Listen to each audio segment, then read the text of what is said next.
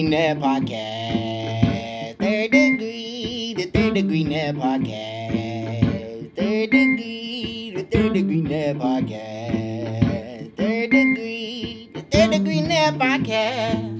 Well, hello, FC Dallas Curious fan. Welcome to episode 95 of Third Degree the Podcast. Before we get going, let me remind you that Third Degree the Podcast is brought to you by Soccer90. 25% off site-wide for all Third Degree Podcast listeners with promo code Third Degree on soccer90.com. As always, that's 3RDDEGREE, just like the website. To put that as your promo code and get yourself a discount. All right, joining me once again is my good friend Dan Crooke. Dan, how are you doing? Doing well. Draft day, all the fun of it. Yeah. You sound totally riveted and excited. Yeah. Yeah, always. Yeah. We're going to have a special guest on this podcast, by the way. We have an FC Dallas player dropping by to discuss his draft experience and talk about what it's like to go through it as a player. That'll be in just a little bit after we recap all the picks.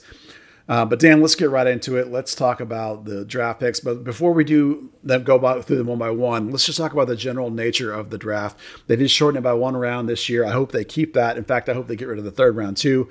I think it should be 2 rounds. Where are you on the general quality of the draft these days?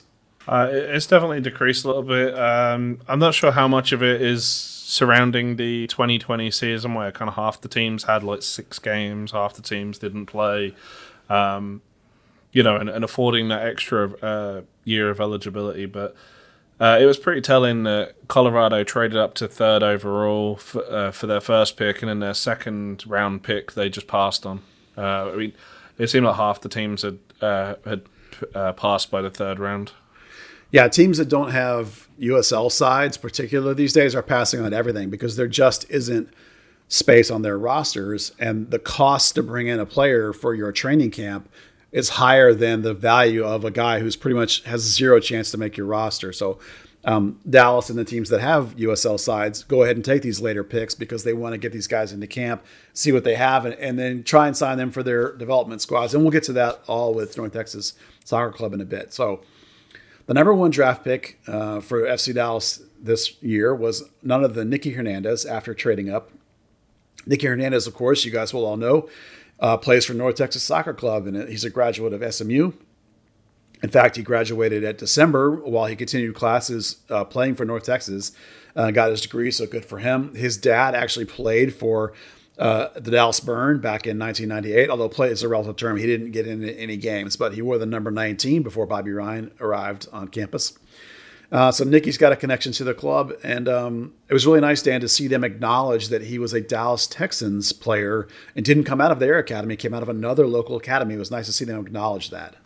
Yeah, regardless of whether that's kind of sweetening relations on the PR side or the technical side, it's just a good thing. I did notice when they had the NWSL draft the other week, they did the same thing with Madison Haley, mentioning that she played for the WPSL team, but had come through the Texans youth system. Definitely, you've got to give these clubs the credit they deserve. It shouldn't, even if you want to push the narrative that these teams feed up into FC Dallas, that should still be above the youth level. It shouldn't be kind of insinuating that those academies don't matter.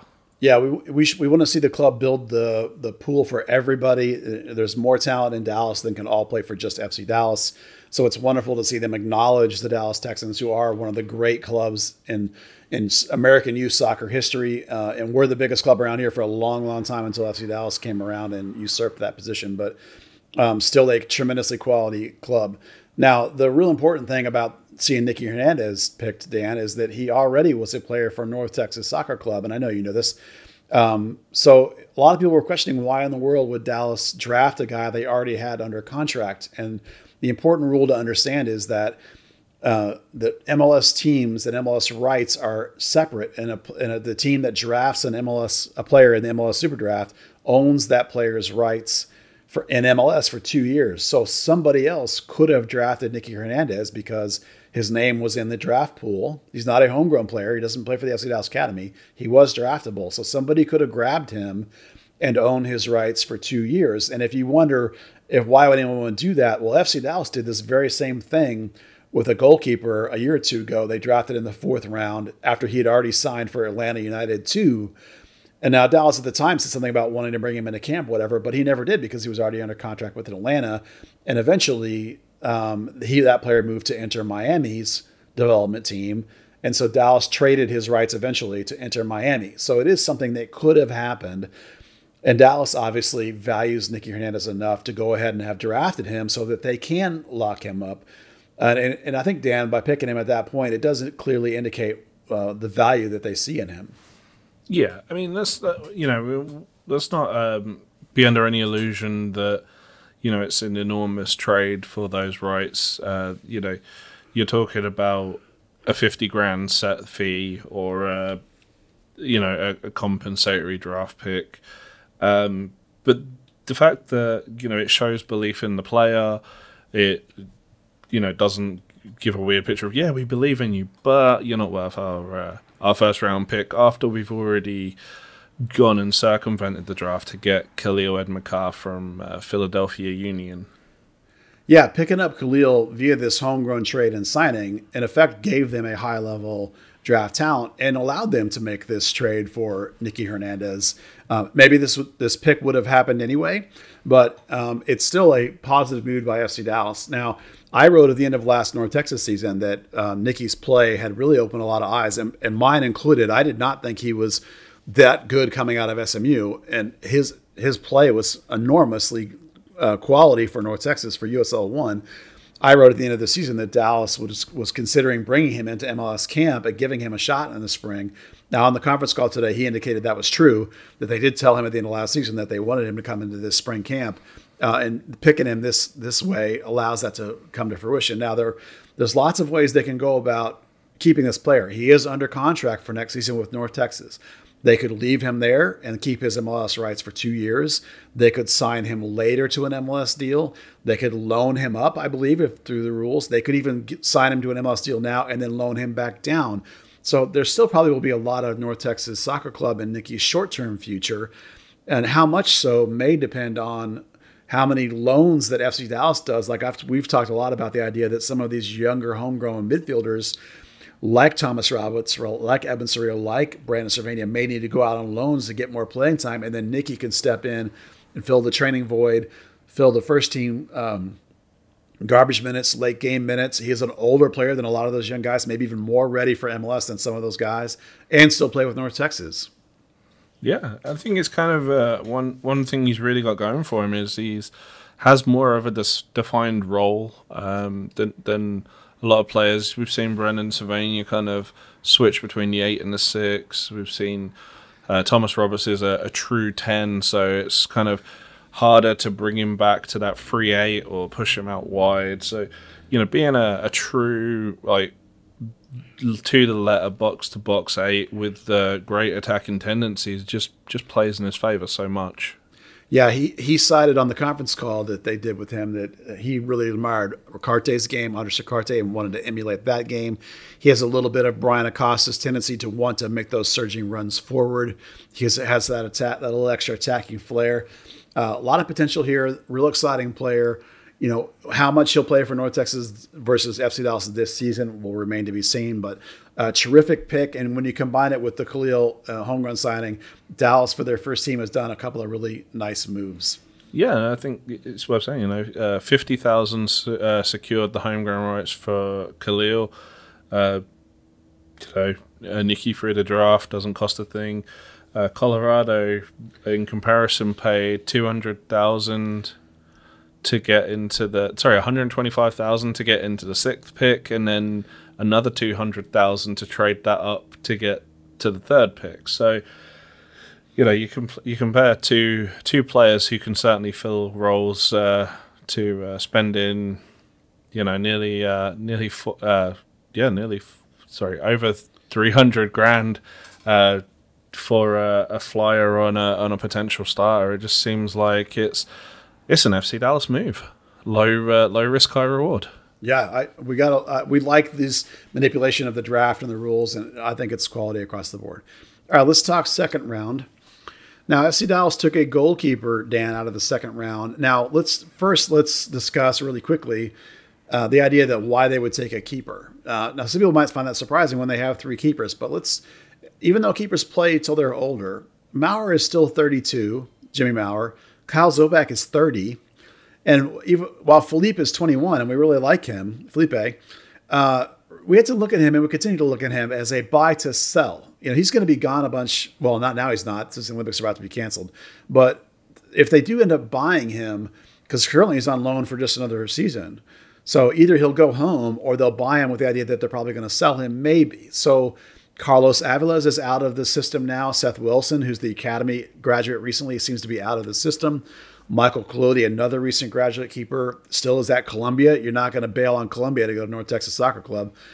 Antonio Carrera, who we're excited about, is just 16. Julian Eistone, we're excited about him. He's 14. So there was a need here for a keeper for North Texas, if nothing else, because North Texas had no keepers, basically. Yeah, I mean, they don't. They like you said, Aviles is out.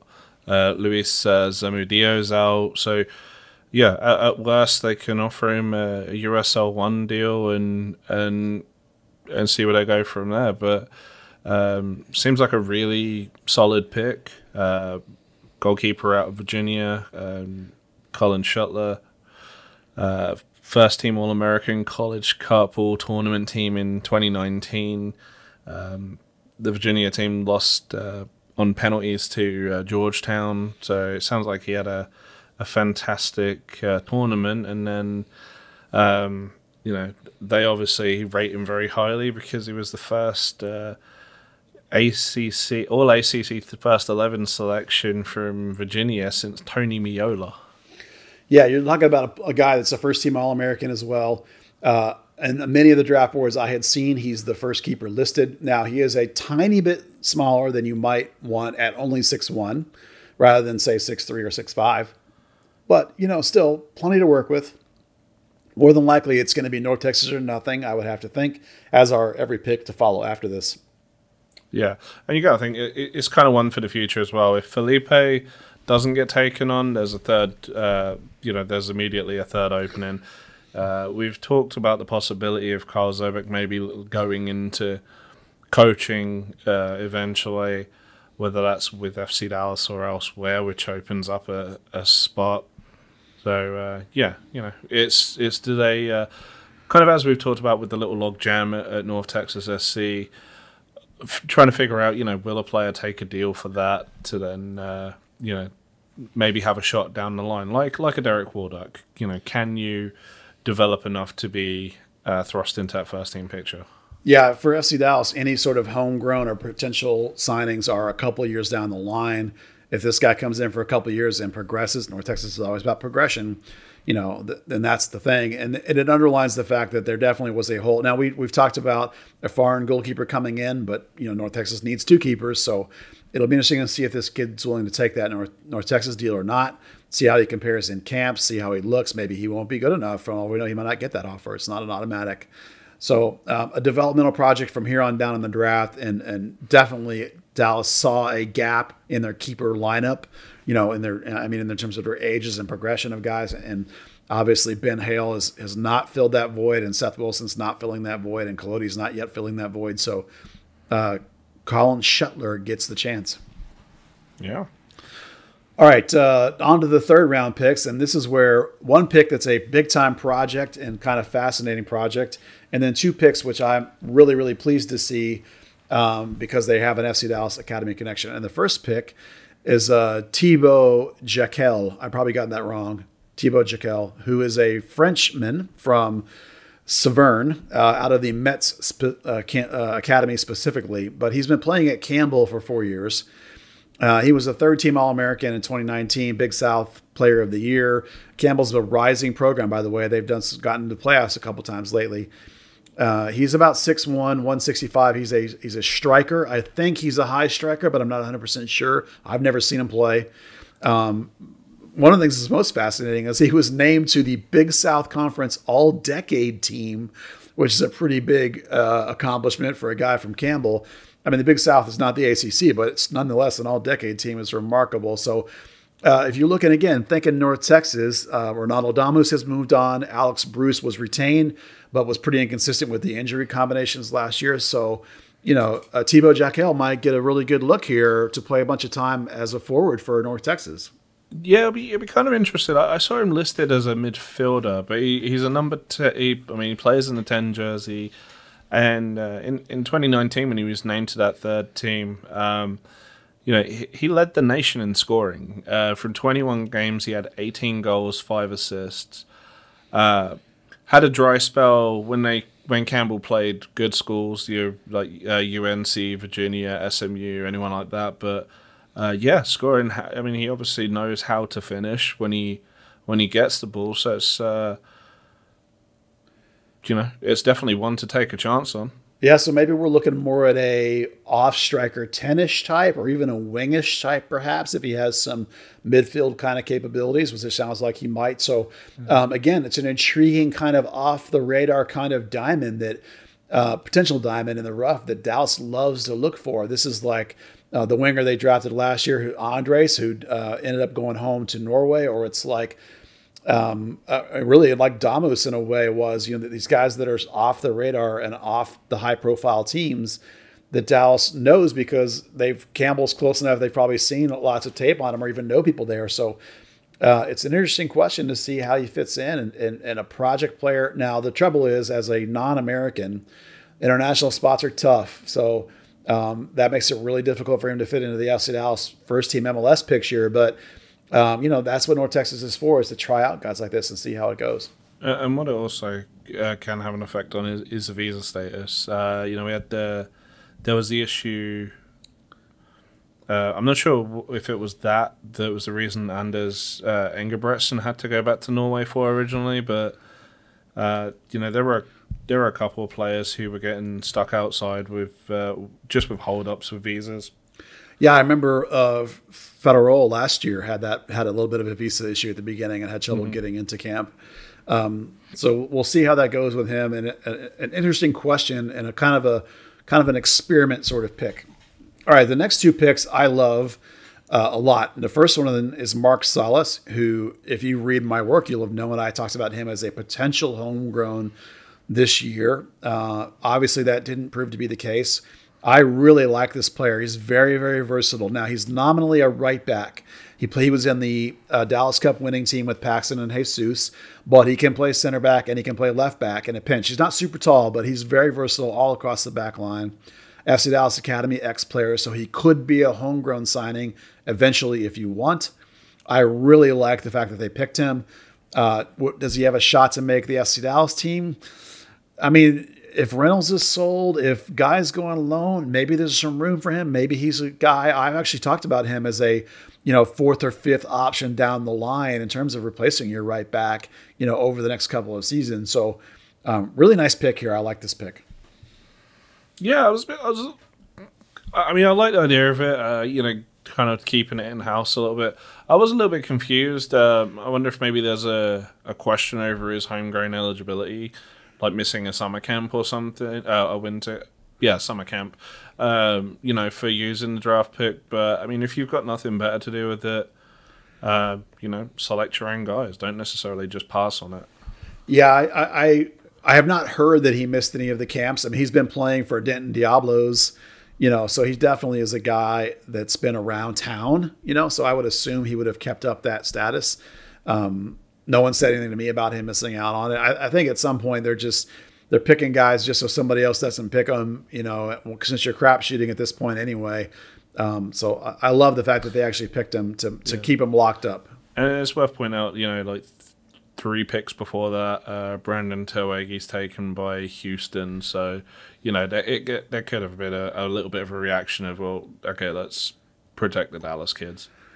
Yeah, Brandon Turwig went to Houston, and my understanding is, despite the fact that I believe he was homegrown eligible, that a college draft pick would supersede that rights. They're able to sign Turwig if they want him, even though Dallas does hold his homegrown rights. They just can't sign him to a homegrown contract. Houston can't. They could just have to sign him to a regular contract. But they could potentially trade those rights if they decide they really like him. So that's an interesting question. 2 other local guys that were taken. Talon Maples, who's the SMU center back /6, got taken by Toronto, and Matt Constant, who is a former Texans defender who played for UNC, got taken by Sporting Kansas City in the second round. So the last pick of the draft for Dallas, not of the whole draft, last pick for Dallas, is Giovanni Montesterosa, who is whose name's often written as one word, Montesterosa, but I've also seen it split up where it's Montes de Osa, which I think is probably correct. Giovanni. Now this again is a player that played with Paxton and Jesus in the Dallas Cup winning teams. Terrific attacking talent. Went to USC and had a breakout sophomore year and looked like he was going to become the man down there. And then he hurt himself and missed his whole junior year. I think it was a knee, but I'm not 100% positive on that. He missed his whole junior year and then was going to come back this year for his senior year with an extra redshirt year available to him. And we were expecting, okay, is he going to rebound? Is he going to be good? Well, then, of course, the COVID happened. So UNC has played 6 games, I think. I don't know if they're going to play again this spring or not, like some of the other schools are. But regardless, this is a kid at one time that was a super talented attacking mid wing forward type player from the FC Dallas Zone Academy. And the injury has really hurt him. He was on my homegrown tracking list this whole time as a potential homegrown because he is very, very talented. So this is a pick, again, where you're looking at a guy who might just need some time, need a little more recovery, a little more work to get back into his form. But again, I love this pick late to lock up a guy who has some potential from your own academy. Yeah, no, I mean, I can't say I'm too familiar with his game, but I've definitely seen his name mentioned up and down different draft boards, which kind of tells you, guy's got a lot of potential. A lot of people in the youth game think highly of him, but injuries and another one the other one in 2019 probably doesn't help. So yeah, I mean, it's like one of those in any sport. If a player of that talent falls to you, then take him and see what you can do. Yeah, he's a guy that I had listed as a please sign to North Texas guy because I was pretty sure that he wasn't going to be a high pick. This is a guy I want to see the club get him in and help him get fit and then see what you got. It's a bit of a roll the dice because of the big injury, but it's if like he recovers. Mauro Cicero. Yeah, exactly like Mauro Cicero, who was a first round talent and then Dallas picked him later because he dropped after he blew the knee out. This guy's actually recovered now. But hasn't been able to really play very much. So there's probably a little bit of tape on him post-recovery. But you know how it is with a knee, Dan. You're out for a year, and then it takes a whole another year to get it back. So, it'll be interesting to watch. It's a perfect player to sign with North Texas, a guy from your system, a guy that you knew at one point was very talented. Big injury. Can he get it back? And if you can, what a steal this is. And you don't sign him to a homegrown contract. You draft him, so you hold his rights for a couple of years. You get him to sign for North Texas and see what happens. And then you could homegrown him later or sign him outright later or whatever you need if it all pans out and is all looking good. So, in a way, kind of taking care of your own academy product. I really love to see it. Definitely. All right, let's move on now to bring in that because that's all the picks. Let's bring in our overall. I've got a great segue for this. Oh, do you hit me with your segue? Do. Okay, so today. Signing with selecting with the 76th and 79th overall picks, Mark Salas and Giovanni Montesterosa. That one. Montesterosa? Yes. Picked them up from the University of North Carolina. Yes. Which that's now 9 picks from UNC, starting with Timo Suarez in 1997, Dax McCarty, Zach Lloyd, Matt Hedges. Unfortunately, Walker Hume. But also the guest today. Oh, that's true. He even tweeted at them, didn't he? That's right. Well, today's surprise guest is none other than UNC player, former Generation Adidas player, and FC Dallas left back Johnny Nelson. So Johnny's going to talk to us about his experience, what it was like to be drafted, and go through the process. So let's welcome in Johnny Nelson, who I would have to say is the most successful draft pick of at least the last few years and maybe even longer. So Johnny, welcome to the show. Hey guys, thanks for having me.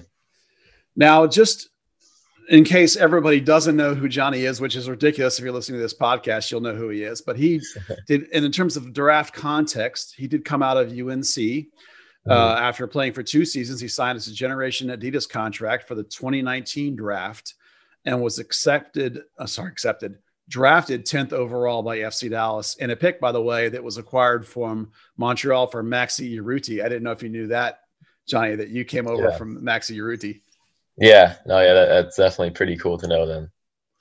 So one of the questions I like to ask, and this is one of the non-draft questions, Johnny, is when did you, I like to ask this of everybody, when did you in your life find your passion for soccer?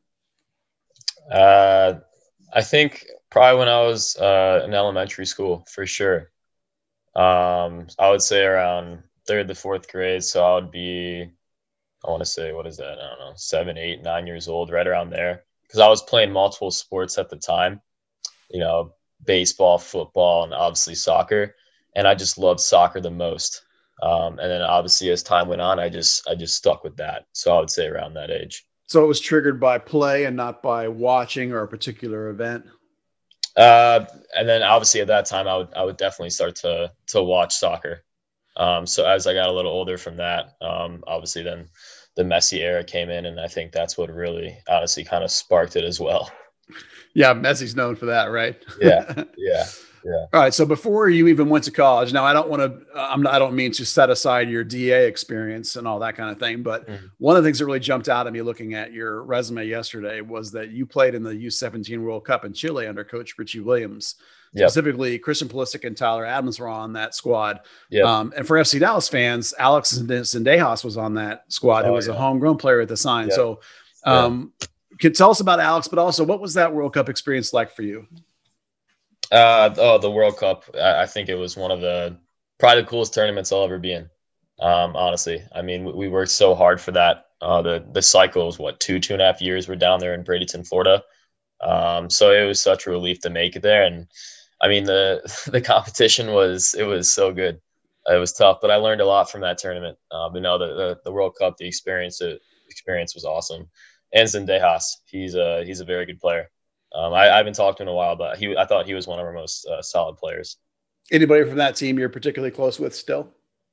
Christian, for sure. Christian Pulisic, we talk a decent amount. Tyler Adams, somewhat.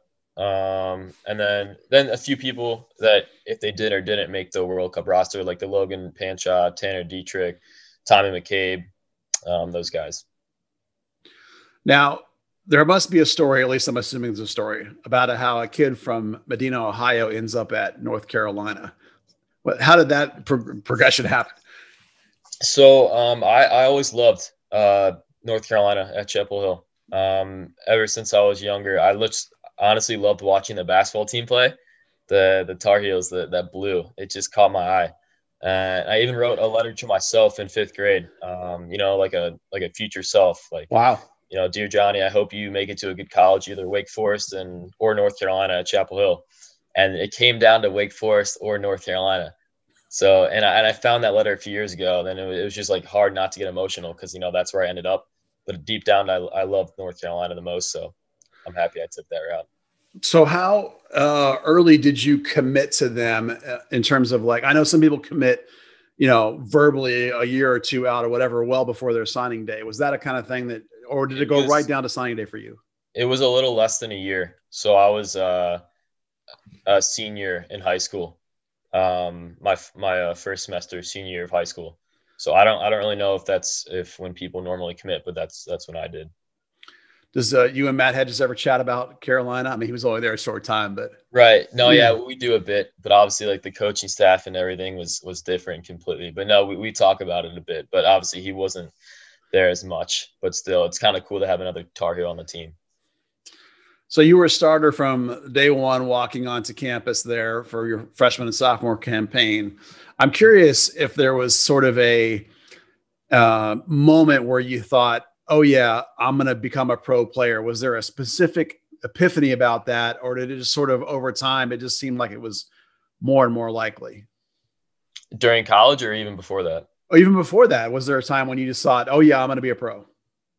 I think once the national team started to call me, that was, I was in 8th grade and they told me they needed a left back for the U17 cycle coming up. And I never even played left back. So I kind of converted into that.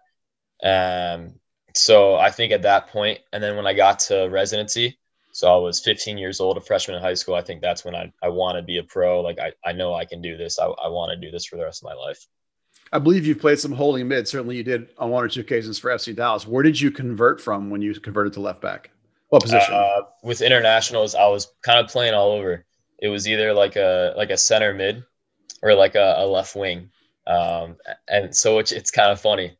But no, yeah, then I got obviously converted into the left back. And then obviously I played 6 in my days or like a left wing. So FC Dallas has put me there, and I thought I've done pretty well there too. So yeah. So you're like Ryan Hollingshead Jr. Yeah, literally. It's so funny. We do talk about that. Both the utility mans. It's funny. Well, you're a significantly better defender than he is. Does he ask you for advice? No, not really. That's funny though. All right. So talk to me about the GA process. When did that sort of begin? Like, who reached out to you, and sort of when did that happen in the context of your freshman and sophomore year?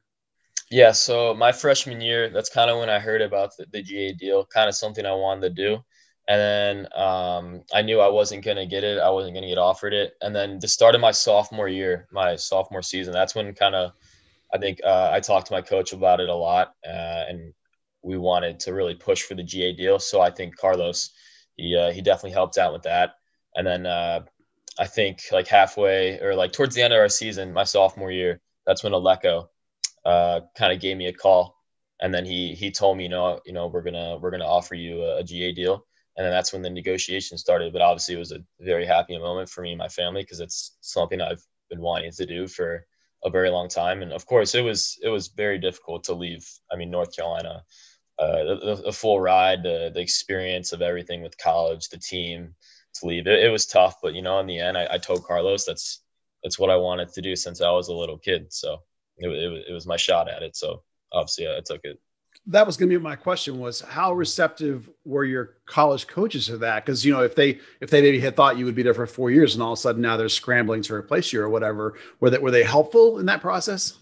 Carlos and the coaches were very helpful. They were honest with me. They even said, some GAs, they leave very early, freshman or sophomore year of their college career, and they take the deal and they don't turn out.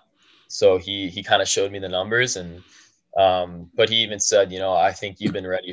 You've been ready for the professional level before college.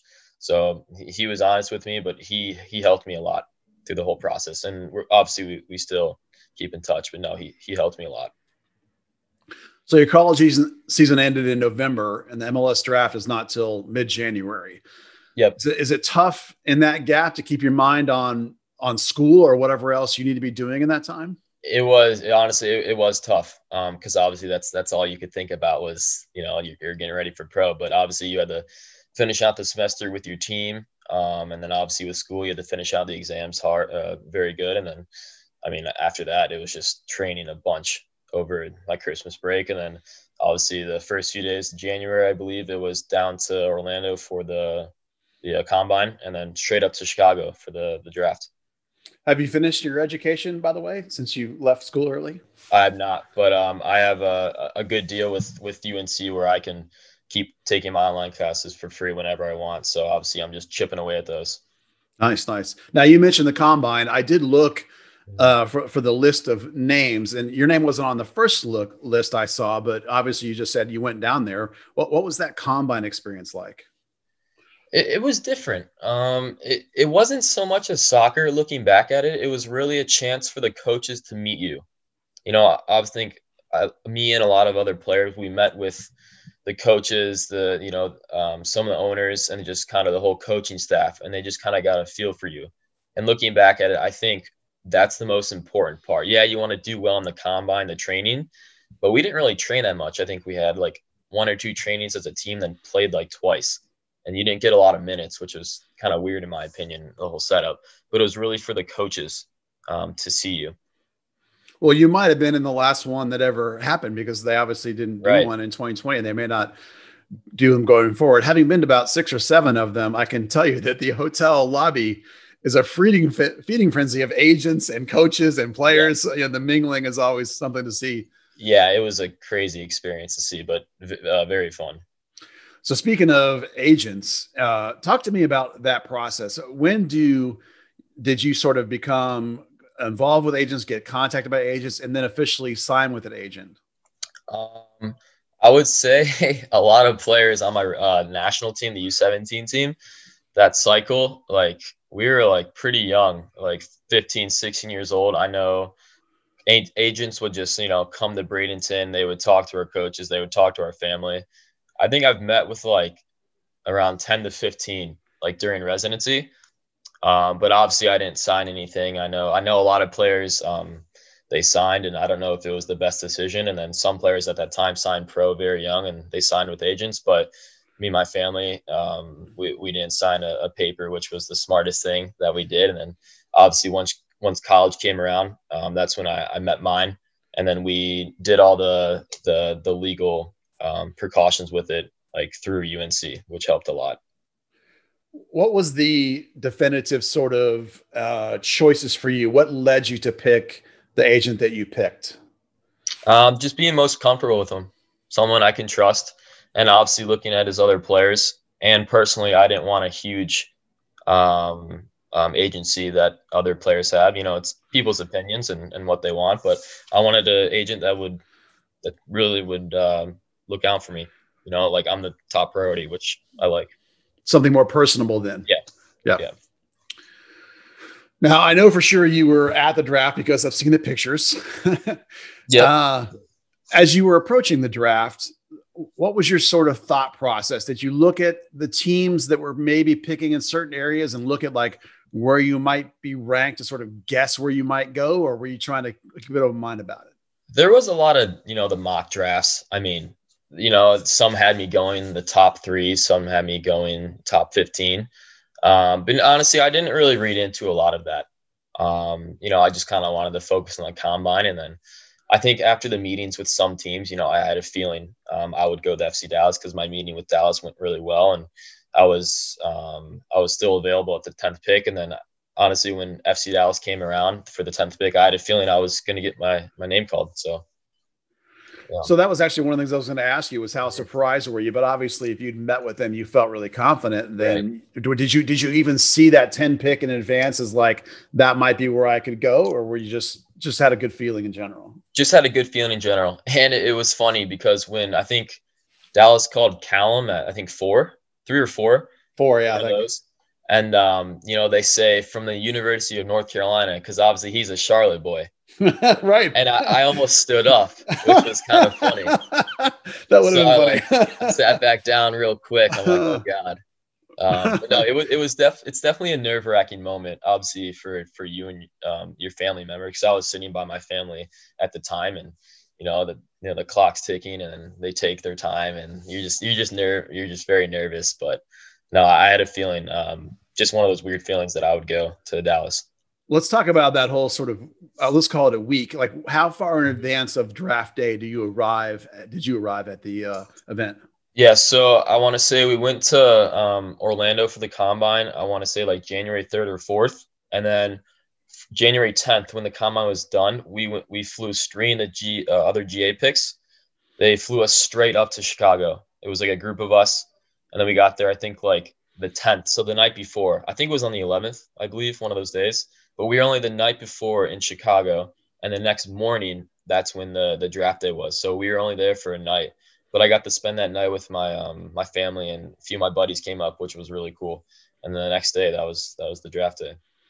I imagine that night would be a surreal night in the moment of your entire future is sort of not up in the air in terms of like, I know I'm going to get drafted, or I assume I'm going to get drafted, but like up in the air of like, where am I going? What am I doing? And like the whole thing in limbo out there in front of you.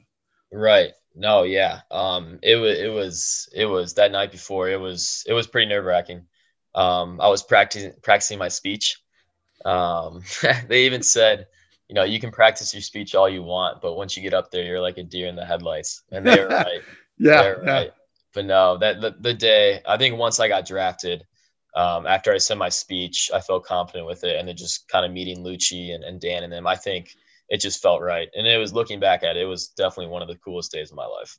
So how early on the day of do you go to the actual event, or like the room where that's all going to happen? Yeah, the actual event, I would say we got there a good like hour and a half, 2 hours before. And then we got in our seats and then just kind of waited for everyone to fill. and you're just sitting there waiting and waiting. Yeah, winding it up. So no green room to hang out in and have a little, little coffee or something to get ready. They had like a little, I'd say a sectioned off like area for the players, which was nice. Just kind of take your mind off of it. So you said you had your family with you, which must have been nice. That probably helped ease the tension a little bit. I imagine there were some guys that didn't have people with them and could only be stewing. I mean, I've been at drafts where somebody there is not getting picked, which has to be painful. So as the picks start coming in and you're waiting, I'm not going to say dropping down because you were picked 10th, but as the picks are coming off, does it start to ratchet up a little bit? Yeah, a little. You start to get nervous a little, but honestly, I don't think I was really thinking that in the moment. I just was kind of open to anything, I mean, if I fell to 20, which it works out for a lot of players, and then some players that go, that like go 1, it doesn't really work out for them either. So I was just kind of open to anything. Yeah, Ryan was taken in the second round. Of course, he had a little bit of extenuating circumstances with his mission trip, but certainly players have succeeded that have been drafted later than that. Looking back on it now, do you find that draft experience to have been enjoyable? Is it a positive experience for you? Not just draft day, but the whole process. Was it an enjoyable process? I'd say overall it was enjoyable. Definitely the stressful, nerve-wracking part too, but overall definitely a positive and something I'm glad, I took part in the combine and all that. So how long after you get picked do you show up in Frisco, even just like to move there and then report to FC Dallas? How fast does that happen? Very fast. After the draft, I flew home with my family and friends that night, and then I had to get my things ready because obviously you didn't know where you were going to go. So we had to get our things ready, and then I was in Frisco. I want to say less than 10 days, about a week to 10 days. I was in Frisco. Then they put us in the hotel, and then preseason started. That was it.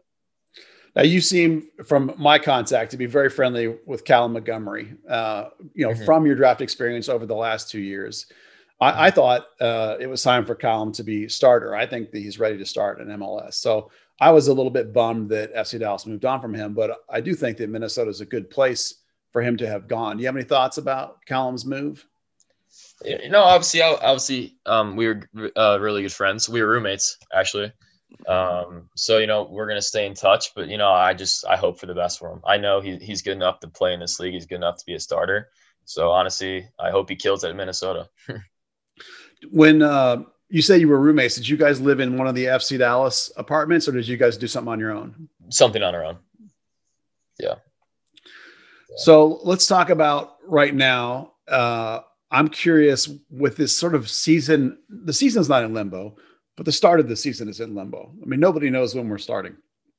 Right. How's that sort of for you guys? I mean, you don't speak for the whole team, obviously, but you're certainly a member of the team. So how does it sort of dealing with that right now for you guys with this whole season sort of like ambiguously out there somewhere? It's interesting. This past season was strange. And so many people had to adapt, to be open to so many things. And I think honestly, me and our team and players around the league now are just open, are just ready to change. They could call us, preseason could start in the next few weeks, or it could start in March, which is just crazy.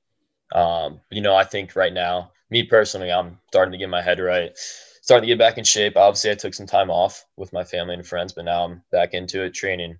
So I'm ready. So how long did you take off, and what kind of program or regimen are you doing? I think once the Seattle game ended, I want to say like 2 weeks, I didn't really do anything. And then right after that, I just kind of started running again. And then Vander, our fitness dude, he's been very good. He's been emailing us, helping us, sending out just like a bunch of like kind of little programs, to obviously keep stretching and all that, stay loose, and then some good fitness programs he's been sending us. So that's kind of what I've been following. That's something I've talked to Matt Hedges about, about there's about a week or two sort of refresh your brain when the season ends, but then you immediately have to get back at it because these days, he said, you need to come into camp fit and ready because it's like they don't do 2 weeks of fitness anymore. It's like you walk in, they expect you to be fit, and now we're going to get right into it, tactics on what we're doing. Right. I kind of like it, to be honest, because, you know, I think at a pro level, you're kind of expected to come in the preseason somewhat fit. Some guys more than others, but I mean, I like it. Obviously, we don't go full go the first few days, but, you know, after a week, we're really getting into it. So no, I think that's the right mindset to have. I think he's exactly right. You got to come in the preseason, especially me fighting for a spot always. So you got to come in fit, ready to go. You want to out somebody who showed up fat last year? Yeah, for real. No. It's just funny hearing stories from like other players around the league, how out of shape they come in. Yeah. Which is crazy. I imagine there are people that feel really comfortable that just, not through intent necessarily maybe, but just sort of like, I've got it made. And then they show up and they're like, oh my gosh, I'm in trouble. Because I remember, for example, Johnny, that when Dax McCarty was a rookie, I know you probably know Dax, at least from playing in the league, right? That he came in and like within a week, he won the beep test, which is obviously one of the hardest things that they do in sort of spring training. And sometimes these new guys are coming in and they're killing it right out of the bat. So you got to be ready no matter who you are, right? As a pro, you got to be ready. That's usually what happens, honestly, because, you know, these draft guys, they want to come in, and that's what I did. And you're fighting for, if you're signed or not, GA or not, you're fighting for a contract. You're fighting for a spot. So that's usually what happens. The younger guys or the guys out of college, they have to come in ready to go, and they have to prove themselves within the first month. It's tough, but that's it. That's the reality of it. Now, from my experience of watching this team for a long time, I've always felt like rookies halfway through the season, usually about 6 months, hit a wall. And that's usually because that's about how long the college season was. Did you find that to be true in your case? Did you feel like you hit a wall partway through your rookie season? I'd say a bit. I think obviously I got a bit unlucky with the injury I picked up. Because at that point, I started to prove myself with the team and really be with them. And obviously I got injured, which definitely hurt. But no, I think there was a bit of a wall, honestly, because I mean, college, I don't know, you played 3 or 4 months in the season. Yeah. And this season, especially with Dallas, you're playing through unreal heat that I don't love, which is, it's kind of fun. Yeah. But no, it's definitely tough. I'd say after my rookie year, I'd definitely say, that was, one of the hardest things I've kind of went through. I mean, I did well, but the injury obviously didn't help. And just, I don't know, the season's 8-9 months. Yeah. Which is crazy. No, it was definitely something to adapt to, but I think I'm ready though. One of the things we often talk about as part of this process for young players is what I would call learning to be a pro, learning to take care of your body, learning to show up and work every day. Is that something that you picked up on? Was there anyone in particular that helped you figure that process out? I would definitely say other players as well when I got there. And obviously, our fitness guy and Vander and all them, but no, honestly, other players like, I would talk to Jimmy Maurer, Kyle Zobek, Ryan or Matt, just kind of those veterans or leaders, and just kind of picking their brain right when I got there. And just kind of learning from them. They've been, telling me about how long the season is, what you need to do for your body. And that's kind of where I picked it up. And then I think definitely last year, it helped a lot. Now, as part of the process for FC Dallas these days, there's North Texas Soccer Club. Mm-hmm. Now, you had a 7-game run with them in your rookie year. Mm-hmm. And let's be honest, anybody getting picked past the first round probably these days is more likely going to play more there than they are with FC Dallas. So what are your thoughts about that relationship? Did it benefit you to go down there for a stretch of games like that? I think it's huge for Dallas and for players through academy coming up for North Texas. And obviously I got very lucky because I think that was their first year they did it, North Texas, when I got there. So, it helped a lot. Obviously, I needed to get games there sometimes to keep my fitness up and at a decent level for young players coming up. And there's a lot of good players in that league. They'll hopefully be joining the MLS soon. But no, it was definitely beneficial to me. Obviously, when I got injured, I got to play there for a few games, get my fitness back. But no, definitely beneficial. So looking back at last year, which I'm sure is not easy for any of us last year, I'd like to talk to you just a minute about Orlando.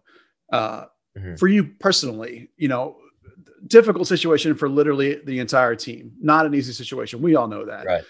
How did you mentally get through it? What did you do to occupy yourself? How did you work through those, what is clearly a difficult burden? Because everyone's been talking about it for your team. It was very tough. Obviously, some guys do better with it than others. I'm a guy that's more on the quiet side, kind of stick to myself in some situations. So, it wasn't kind of the worst thing for me. It was definitely probably the hardest experience I've ever went through, especially I would say every guy there on my team. But I kind of took the positive out of it. I caught up with people that I haven't talked to in a while, especially like my grandparents. Obviously they are in quarantine. I was in quarantine, so I just talked to them for hours a day, and then friends I haven't talked to, and just so I try to make the most out of it. Take the positives out of it, but overall it was very tough mentally. So what do you do in your spare time? Are you a reader? Are you a gamer? Is it movies? What is it for you that gets you through? Yeah, I would say a mix of that. I do like my gaming. I think any other kid at my age loves his gaming. And then I am a big movie guy. I do like the Netflix, the Hulu, and obviously my classes, my online classes. So yeah. Let's date you here. What's your favorite movie all time? Favorite movie of all time? That is a very good question. I would say it's between Benchwarmers, Kicking and Screaming, or Superbad. Wow. You are a young man. I'm going to have to look up Benchwarmers, to be honest. I don't even know what that is. It came out when I was decently young, but it's just a classic between me and my friends. Oh, that I can understand. I feel that way about Animal House. Yeah. All right. That's how old I am. All right. Looking forward to 2021. Now, I joked earlier that you're a better defender than Ryan Hogshead, and I think that's true. But you've also made, Johnny, and credit to you, you made a lot of progress on the attacking phase this last year, I think. How do you think your progression's going in that regard? Because let's be honest, right? One of the things that's going to make or break you in terms of getting a full-time job is going to be that progression. So where do you think you are in that progression? I think the progression is going good. I think it's going very good. I think last year I took the right strides, and I did a lot more one-on-one video with the assistant coaches like Mikey or Peter, and a lot of feedback from Lucci and the coaches what I needed to do. So I would say definitely the right strides, and it's going into this preseason and season, something I really want to be good at. If I can do that, then I'm obviously a good 1v1 defender. Then I think I'm getting closer to that complete outside back that the coaches want me to be. Then obviously that just raises my stock, and then everything goes up. But no, I think it's been very good strides. Yeah, there were definitely some games last year where you one-on-one shut down some pretty good attackers. Notably, the Houston game I thought was particularly strong. And I love hearing, by the way, the idea that you're doing some one-on-one kind of stuff, because I really think most young players will make a progression leap when they sort of take responsibility themselves and seek individual work, whether it be an outside trainer or some extra coaching with certain coaches. It's like that. When did that sort of click for you? Was it just something that happened naturally, or did somebody suggest to you to take some sort of individual responsibility there? It was both. Definitely the start of last season. The assistant coaches, Peter, Mikey, they told me this, that. And then they kind of just started showing me video. Then I just started asking a bunch of questions and then asking for this video. Then it just kind of clicked with all of us, which was very helpful. One thing I like to talk about, or not like to talk about, that I do talk about in terms of progression of young players, is this idea that for most of their life, they're one of the best players in every team they've been involved with. And I'm not going to say soccer is easy, but a lot of times the talent gets you to the MLS level. Coach Colin Clark used to say, everyone that gets here can play. The difference between the guys that make it and don't is sometimes something different. So do you find that's true, that now that you've gotten to the MLS level for 2 seasons, that there is sort of this wall that you now have to punch through and break through to become a full-time playing professional? Yeah, I'd say for sure. I think every player that gets here, I don't know honestly if they're good enough to play or even good enough to make it. Some players could play a few years, but honestly, I don't know if it's good enough to be their full-time job. And I think the MLS is getting a lot better. We're starting to get players from South America, Europe that are still somewhat in their prime or very good players. So I just think the league it's getting a lot better, and I'm excited to be a part of it. I was going to ask if you'd noticed that trend with FC Dallas, that they've all of a sudden are bringing in free agents that are more prime, 25 to 28 years old. That's a little bit of a change. Yeah, no, yeah, for sure. Obviously I followed Dallas a bit in the past, and just hearing stories, kind of some funny stories about how it's just kind of changing. It's good.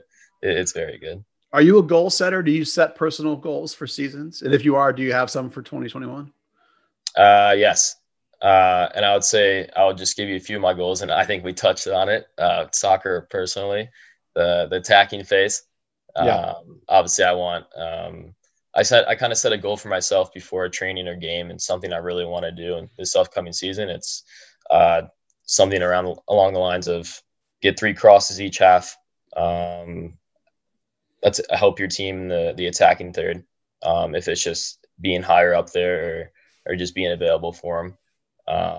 And obviously I just want to keep doing my thing as a defender, 1v1 lockdown, clean sheet. So kind of keep doing that. But honestly, it's like we touched on, it's the attacking phase. It's interesting to hear you say that even individual games or training sessions, you set goals. I hadn't thought of it as that level of day-to-day sort of goal setting. That's an interesting take. And that's something I definitely learned from Peter Lucen, obviously the assistant coach for us in training. Work on something that you want to work on. You mess up, and it's not the end of the world. That's what he would tell me and Callum, and obviously the other young players. Keep working on what you want to work on. After training, hit some more crosses. That's something what Mikey and Peter really pushed on me, and it's definitely helped me. Yeah, Peter must be a real resource. He's played literally at the highest levels possible. I imagine the stories he could tell you and the examples he could give you can be both inspiring but also like challenging in a way. Yeah. Oh yeah. I mean, obviously, like you said, he's played with the best of the best. So just the stories he has are amazing, and just on the field, even watching him when he comes in the training, sometimes you can still tell. I mean, honestly, he has the best touch. He's still there. It's funny. Well, the funny story we tell about Peter Lucen is that over his last couple of years playing, we would have said that he was one of the slowest players in the team. And then he got into the media game with us and he ran away from everybody like he was a deer and we were all stuck in cement. And it just underscores the level that you guys are playing at, the kind of range and mobility that's needed.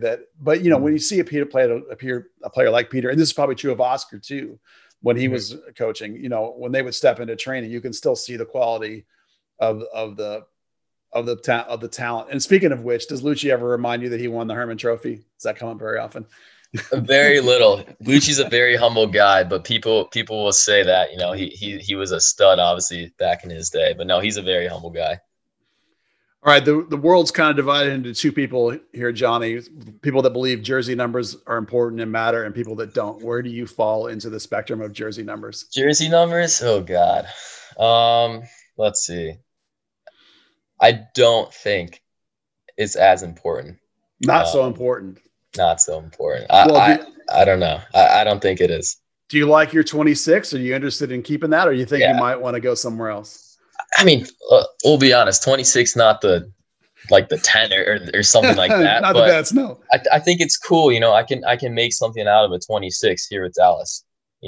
Which I kind of look at that. I think it'd be cool to be one of the best players that wore 26 for Dallas.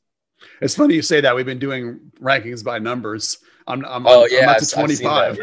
Yeah, that's funny. So no interest for like in the short term, but maybe changing down to your college 5 or some number like that.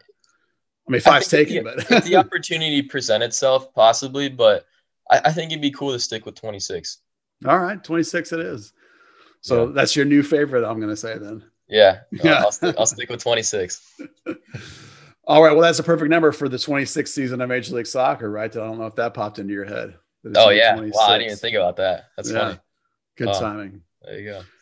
All right, Johnny, thank you for coming on and talking draft process for us. I do have one final question for you. On the UNC website and the MLS website, you're listed as John, but both your Instagram and your Twitter say Johnny, and we always call you Johnny. Do you have a preference for which one it is? I always get this question. It's funny. I don't have a preference. I don't mind either John or Johnny. I think John is more the serious route, Yeah. So on Instagram or Twitter or something, I like to keep it more, more casual and just kind of more fun. So Johnny, Sure. but no, Well, no preference. well, this Whatever. way we can Whatever call you you want. Johnny Football. You can do the little money celebration I when you had finally score. people in Medina, my hometown, have called me that. It's kind of funny. All right. Once again, thanks, Johnny. We really appreciate you coming on and helping us through the draft process. And good luck in the season and spring training, which will hopefully start soon. Yeah, hopefully. We haven't heard anything yet, but hopefully they tell us soon. For real. Beautiful. Thank you, sir. All right. Yeah. Thanks for having me on. See you guys. All right. Thanks again to Johnny Nelson for joining us. That was terrific. I really enjoyed Dan hearing his insight on the draft process and how he got involved with Generation Adidas and the whole thing top to bottom. I love getting insight from players like that about what they went through. Oh, absolutely. I mean, there's only so much you can watch on a broadcast or from a media area to, it's unfortunate with everything being remote this year that we're watching the drafts and it's people at home grabbing from a big pile of hats, not the full draft experience that we got to see with Johnny and so many other players. One of the things that I thought was particularly interesting, Dan, towards the back end of that interview was his discussion of his progression in the offensive end and how he knows as much as anybody how important that is and that he's working with it with coaches and his specifically working with Peter Lucene on it and trying to develop that aspect of his game. So I love seeing a player acknowledge the parts that they're working on. I think sometimes, and we've seen this with Thomas Roberts this summer when he started working with somebody on the outside, players taking responsibility for their own development, acknowledging where their weakness is, and seeking out extra help from somebody to try and make that better. Oh, it's fantastic, and I mean, it's always good to see a player kind of embrace any need for change because everyone has to always strive to improve. If you stay still, you fall behind. It's good to see him kind of acknowledging and visibly working on the attacking side of things. When we bring up the attacking side of the game, it's not to put Johnny down at all. It's just kind of that's the part of the game that Lucci is looking for in his fullbacks. And you know what I really hope Johnny takes into this season is MLS's weird insistence that FC Dallas needed a left-footed left back because they already have one. Yeah, I wondered if they read my stuff because I did say that they needed a left back. I mean, FC Dallas need one for depth. But yeah, to say that FC Dallas, and I don't know if this was a Weeby thing that just caught on, but there was a constant insistence that FC Dallas doesn't have a single left-footed left back on the roster when Johnny Nelson's sitting right there. Well, the reason we've talked about a left back is actually partially because of Johnny's quality. Now, he is only 22. He'll be 23 in July, which actually makes him younger than some people that are being drafted even now. And Ryan Hollingshead is going to be 30 early next season.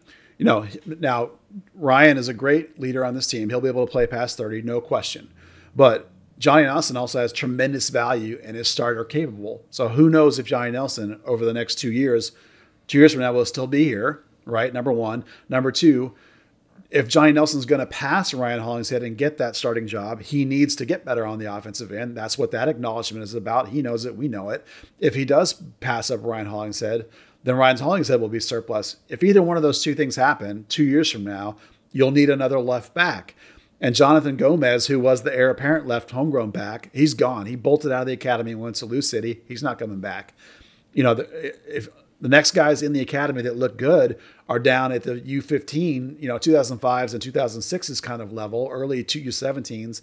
There is a guy, Cesar Ilazde, who's with the 19s, who's converting to left back. I like that idea, but none of those guys solve a left back problem. Like if you look at Derek Waldeck, who in North Texas, who we like as a player at that level, but we don't think projects to Major League Soccer. So again, there's a gap there in the FC Dallas progression past the first two guys on the first team. So if you're drafting in the mid to late rounds of the MLS SuperDraft, maybe a left back fits. So for me, that's why I said you look at left back when you're drafting. I think they're crazy if they thought first round pick was going to be a left back, unless it, the one guy was the kid from Grand Canyon in Denver, Drask, I thought was a legitimate shot at a left back there, but you would have had to have passed to Nikki Hernandez to get him. So when we say there's a quote unquote, you and I say there's a quote unquote need at left back, we don't mean that there's no Hollingshead backup and pure left back, because Johnny is for sure an MLS starting caliber pure left back. Yeah, it's just kind of funny to see the insinuation of it. And you talk about Waldeck, Drac, similar, a forward who is kind of converted in that way.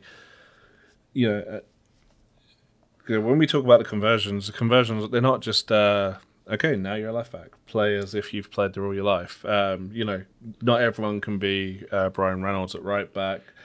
We're seeing it with even with Waldeck. Waldeck is an incredibly intelligent player, fantastic, a fantastic eye for the ball. Not the most physically gifted, not the quickest player, which doesn't necessarily, which is kind of struggling to translate to left back in places. We've seen him get a bit bullied, in practice before. We've seen it happen even in North Tech, at the North Texas level. So, it's not like the academy coaches can just say, "You there, boy, you're a left back now." Yeah, and suddenly there's your next homegrown. No, it doesn't quite work that way. And I agree with you. The athleticism is what will keep Waldeck from making it to the MLS level, and that's why we think that in the gap there's a potential left back need between who's currently a U17 and who's going to be after Johnny Nelson. That's where the need is. That's where the hole is. So, absolutely, and it's like the goalkeepers. There is a hole. There's an opportunity with that hole. All right, so again, super awesome for Johnny Nelson to come on. I really appreciate him talking through his process with us. I had forgotten he was on the World Cup team, and I think it was 2017 until I looked him up the other day. So tremendous to hear from him, and I super enjoyed that conversation. And I was really glad to see him be so open and honest with us about both his process and himself. I love talking to that kid. He's got a good head on his shoulders. Plus, he's the reason that Christian Pulisic owns an FC Dallas jersey. Right on. He did say that they're still close. Yeah. Pulisic, big fan. Big FC Dallas fan. All right, Dan, thanks again for you to come on. I really appreciate you being here and to chat FC Dallas with me. No, always a pleasure, never a chore. And, it was definitely a great little chat there with Johnny. It was good to hear what you got out of him from that. All right, once again, let me remind you that Third Degree the Podcast is brought to you by Soccer90. 25% off site-wide for all Third Degree Podcast listeners with the promo code Third Degree on soccer90.com. That's 3RDDEGREE, just exactly like the name of our website. Go there, get yourself some swag, get yourself a discount, tell them we sent you. Dan, again, thank you, my friend. Thank you. Johnny Nelson, thank you, sir, for coming on and chatting with us. Thank you, FC Dallas Curious fan, for tuning in. We hope you enjoyed episode 95. We will talk to you again next week on Third Degree, the podcast. Draft day, baby. Third Degree, the Third Degree Net Podcast. Third Degree, the Third Degree Net Podcast. Third Degree, the Third Degree Net Podcast. Third Degree, the Third Degree Net Podcast.